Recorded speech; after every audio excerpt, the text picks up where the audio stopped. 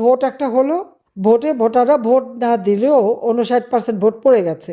3.5 ঘন্টা পরে 14% ভোট, আর তারপরে পরে 59%। কাজে কী হারে চুরি!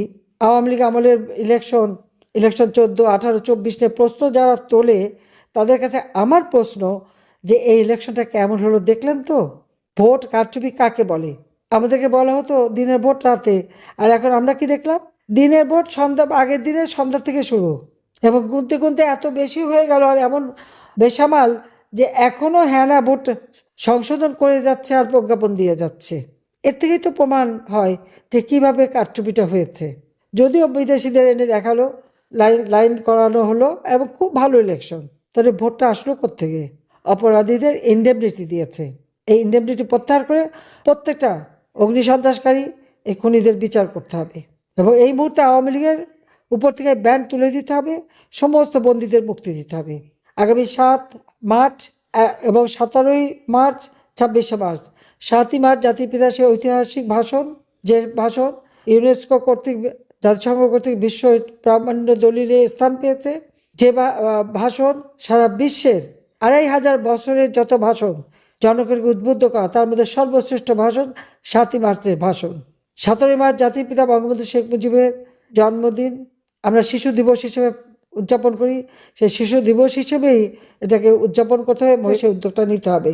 26শে মার্চ আমাদের স্বাধীনতা দিবস।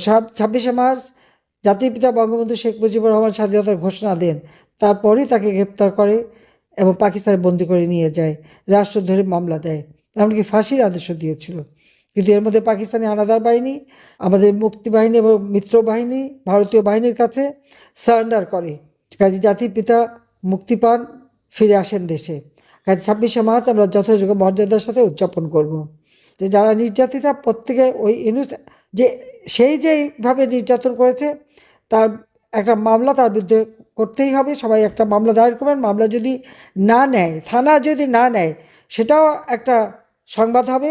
আর অনলাইনে আপনারা দিতে পারেন, বা কোর্টে মামলা করতে পারেন, অথবা রেজিস্ট্রি করে করতে পারেন।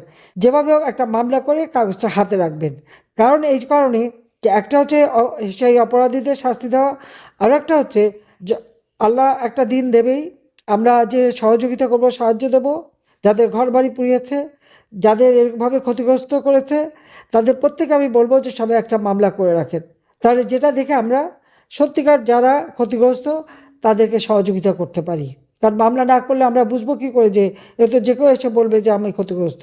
এই যে প্রত্যেকে একটা মামলা করে রাখবেন, যেভাবে হোক মামলা দিতে হবে, দিয়ে আপনারা রেখে দেবেন।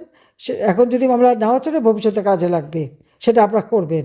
হ্যাঁ, বাংলাদেশের ইতিহাসে সেই 91 সাল থেকে খালেদা জিয়া প্রধানমন্ত্রী ছিলেন, তারপরে আমি প্রায় 20 বছর 7 মাস আমি প্রধানমন্ত্রী ছিলাম। এত বছর পরে, 35 বছর পরে আমাদের পুরুষ প্রধানমন্ত্রী এসেছে। আমরা দেখি কেমন দেশ চালায়। একজন এসেছিল শান্তির কথা বলে সারা বিশ্বে, কি সামাজিক ব্যবসার নামে দারিদ্র্যকে নাকি ইউনূস বলেছিল মিউজিয়ামে পাঠাবে।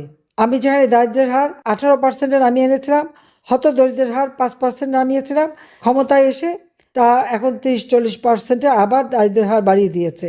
5 কোটি মানুষকে আমি নিম্নবিত্ত থেকে মধ্যবিত্তে তুলে এনেছিলাম। ইউনূস সাহেব 6 কোটি মানুষকে দরিদ্রের সীমার নিচে নিয়ে গেছেন। এখন মিউজিয়ামে কে যাবে? তার ওই কথার উপলক্ষে তো ইউনূসকেই মিউজিয়ামে পাঠাতে হবে মনে হচ্ছে। কাজে তার বিচার একদিন হবে, এবং বিশেষ করে নারী নির্যাতনের জন্য ওর বিচার হতে হবে। যে কত বড় ক্ষতি আমাদের নারী সমাজের জন্য করে গেল। আজকে সবচেয়ে দুঃখ লাগে যে ছাত্র ছাত্রী শিক্ষকদের অপমান করা, তাদের গায়ে হাত তোলা, তাদেরকে মারা, নির্বাচন কমিশনার, প্রধান নির্বাচন কমিশনকে ধরে তার গালে জুতা মারা, তাকে অপমান করা, প্রধান বিচারপতি তাকে হাত করা পরিয়ে জেলে নেওয়া, ভালো সুযোগ সৃষ্টি করে গেছে।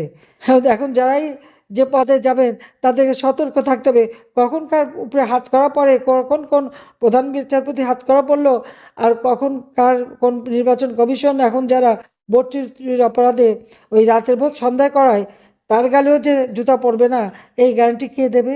কে দেবে? সমাজে কোনো লেহাজ তমিজ নাই, আদব কায়দা নাই, কোনো মান্যগণ্য নাই, আইনের শাসন নাই, বিচার নাই, ন্যায় বিচার নাই, স্বেচ্ছাচারিতা চলছে সম্পূর্ণ। এইভাবে একটা দেশ চলতে পারে না। আমার ইজ্জত বাঁচাতে বা জীবনটা বাঁচাতে একটা ব্যবস্থা নিয়েছে, কিন্তু আমি তো ফিরে আসবোই ইনশাল্লাহ। আমার মৃত্যুদণ্ড দিয়েছে, আমি পরোয়া করি না, আমি আসবো, সময় হলে আসবো। তবে তার আগে এতদিন তারেক জিয়া, খালেদা জিয়া, তাদের এত নাম শুনেছেন আপনারা, তাদের আমলটা একটু দেখেন। কারণ না দেখা পর্যন্ত তো আপনারা বুঝবেন না। যেমন ইনুস সম্পর্কে যখন আমি কিছু বলতাম তখন কেউ বিশ্বাস করতে চাইতো না। 2018 সাল থেকে সে চক্রান্ত করে যাচ্ছে। 2007 সালে নিজে দল করার চেষ্টা করেছে। 2011 সাল থেকে তার চেষ্টাই ছিল কিভাবে আমাকে ক্ষমতাচ্যুত করবে বা হত্যা করবে। 24-এ এসে পেরেছে। সে 11 সাল থেকে যেটা চেষ্টা 24-এ এসে করতে পারলো। তারপর যখন বেঁচে আছি ইনশাল্লাহ একদিন বাংলাদেশে আসবো, বাংলাদেশের মানুষের জন্য ঠিকই আবার আমরা উন্নত জীবন দিতে পারবো, এ বিশ্বাস আমার আছে। যাক, সবাই ভালো থাকেন, সুস্থ থাকেন। রমজানের মোবারকবাদ জানাই, ঈদের আগাম শুভেচ্ছা জানাই। জয় বাংলা, জয় বঙ্গবন্ধু, বাংলাদেশ চিরজীবী হোক।